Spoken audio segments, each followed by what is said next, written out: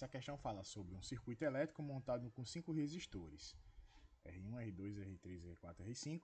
E aí está perguntando se tem algum resistor em curto-circuito. Vamos ver aqui os potenciais, né? A gente tem o potencial A aqui, que eu vou pintar de vermelho para não confundir, né?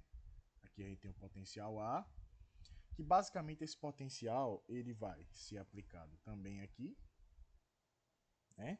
E a gente tem o potencial B, que está aqui, que segue aqui até essa linha aqui, ó, esse nó aqui.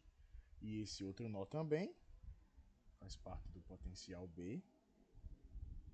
E esse outro nó aqui, no caso aqui, né? Deixa eu ajeitar aqui, consertar. Tá bom. Em azul eu fiz os potenciais B, né? Porque aqui corresponde ao potencial A. Os resistores que estão no mesmo potencial, eles estão em curto-circuito. Ou seja, esses dois resistores aqui, eles estão em curto-circuito porque eles estão no potencial B.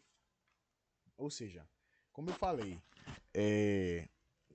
o curto-circuito, um elemento está em curto-circuito quando ele está sujeito a uma diferença de potencial nula. Por que aqui a diferença de potencial é nula?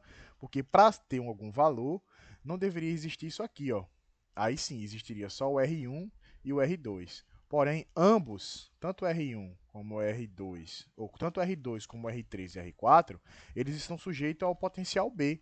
E isso não é uma diferença de potencial, ou seja, isso é nulo. Ou seja, esses resistores estão em curto-circuito. A gente fica somente com o R2, R1 e o R5, que fazem parte de potenciais diferentes. Você observa, aqui é A e aqui é B. Então a gente pode usar, calcular a resistência equivalente entre eles dois. A resistência equivalente, nesse caso fica mais simples, é R1 vezes R2, R1 mais R2. Aí seria 2 mais 8, mais não, perdão, em cima é sempre vezes. 2 vezes 8, 2 mais 8. 2 vezes 8 dá 16. 2 mais 8 dá 10. 16 dividido por 10 é 1,6 ohms. Essa é a resistência equivalente do circuito.